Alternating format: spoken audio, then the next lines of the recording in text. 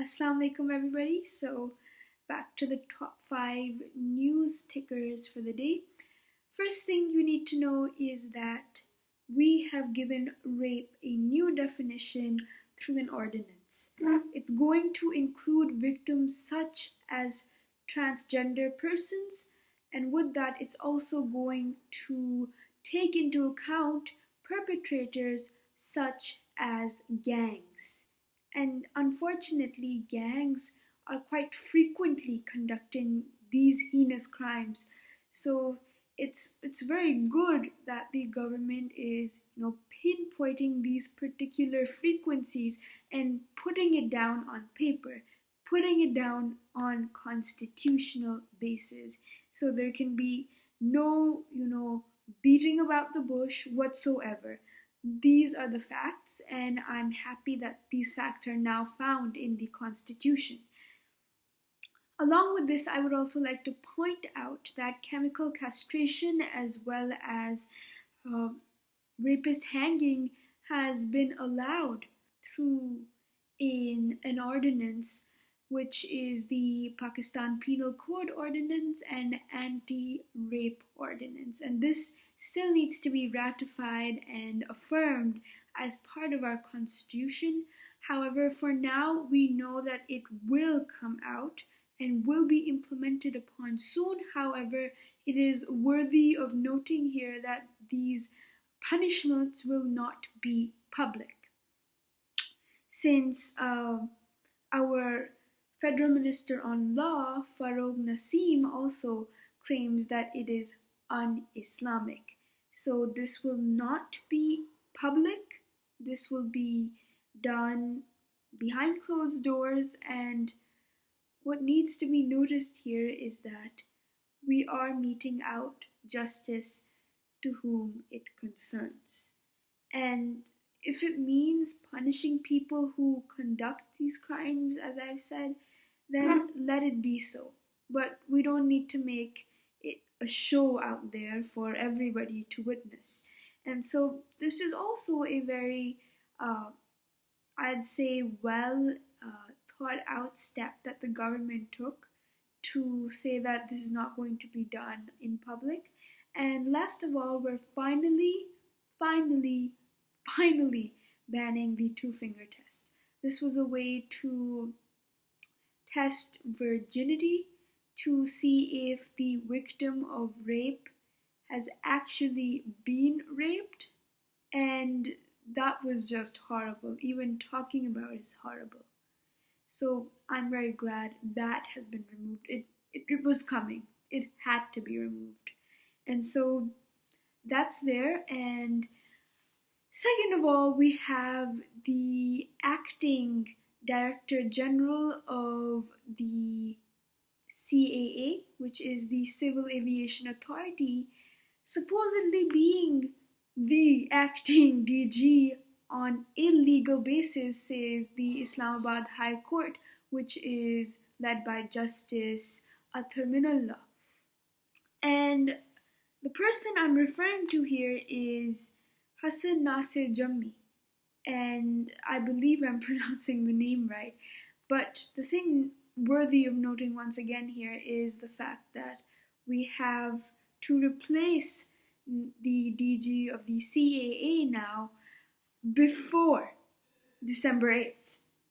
So before the 8th of December, we need to find a DG CAA, because our Civil Aviation Authority is very important. We recently cut down the license of about 60 commercial pilots because their license was not authentic. And so we need to keep on regulating and authenticating the staff members and their respective reports and really their certificates, which ascertain that they are safe to be with on a flight, as well as qualified for their duty. So this needs to be addressed quickly. We cannot leave the CAA hanging. So That's that. And then we have Asad Umar, Mr. Asad Umar, the Federal Minister for Planning and Development, having come out to say what I've been saying for quite some time now, and what really the government has been saying for quite some time now as a whole. The cases are up. Coronavirus is not something to take lightly. It's lethal, it's deadly, it's fatal. 3 words to describe one thing: death. And that is why I tell you again, this is life threatening. You need to follow the SOPs, the standard operating procedures, when possible, where possible. And even when you do go out, keep in mind the mask wearing, the social distancing, as well as consistent washing and sanitizing of hands. So, putting that aside, I would also like to point out that we have about 1,750 people on ventilators right now in Pakistan. And we had slightly over 3,000 when we were at the peak of coronavirus in the first wave. We don't want that to repeat. We do not want that to be repeated. We don't want those numbers. We don't want people suffering as much as they did before. Therefore, we simply need to take these measures, and it is a question of life and death based on these simple measures. I don't think there could be something even easier than this for saving someone's life. So please follow the SOPs wherever you are, and please take into account these social distances and the mask wearing measures which have been established by the NCOC. Okay, once again, a reinstatement, I'd say, of the dossier which was, found out and extracted really by the ISPR, which is the Inter Services Public Relations, our authority on that, and our head of this specific department, Babar Iftikhar, had also, I believe a few weeks ago, come out and proved that the RAW, or Research and Analysis Wing of India, including other personalities originating from India, including, of course, the Indian ambassador to Afghanistan, their alleged association with terrorist groups in Pakistan. And now we have reports, and including this dossier, which is basically a report on this issue, going to the Secretary General of the United Nations, as well as of the Organization of Islamic Cooperation, or what is short for the OIC. So hopefully we do have a dedicated meeting for this issue. As I've said before, the funding for these terrorists is high, and even if we put that fact aside, we know that we are in some way being played victim, and victim as bad.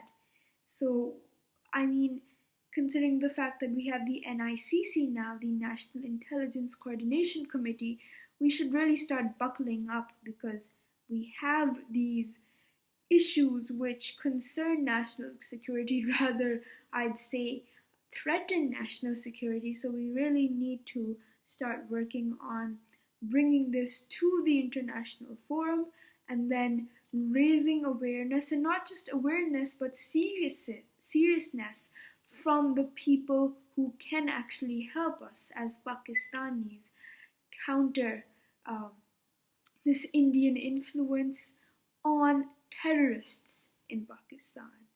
We don't want that, so we need to bring this, as I've said, on the international forum, and it has been done. We are taking this, as I've said once again, to the UN Secretary General, and hopefully we will get a meeting out of it. and implementation, hardcore implementation at that. Last of all, what is to be noted is the fact that we have the opposition not wanting to attend some assemblies of the lower house, some meetings of the lower house based on how to tackle COVID-19. And what we really need right now is unification. We need to come together, and once again, politics should be not about this. It should not be about putting differences of parties as a measure not to work for the general public. That's just an excuse. That is not politics. And when people say stop playing politics in health of our nation, really, isn't politics supposed to be about health? Isn't politics rather supposed to be about securing the health of people in our country? I feel like even as we want good to happen, we've just tainted very badly the essence and meaning of politics. It's supposed to be for the people. And even democracy aside, politics itself, in essence, is supposed to be for fighting for the rights of people. And that's really not being witnessed now when we have, party differences separating, the house itself, the lower house nonetheless, and then kind of putting people, common people, innocent people's health and well being and livelihood at risk.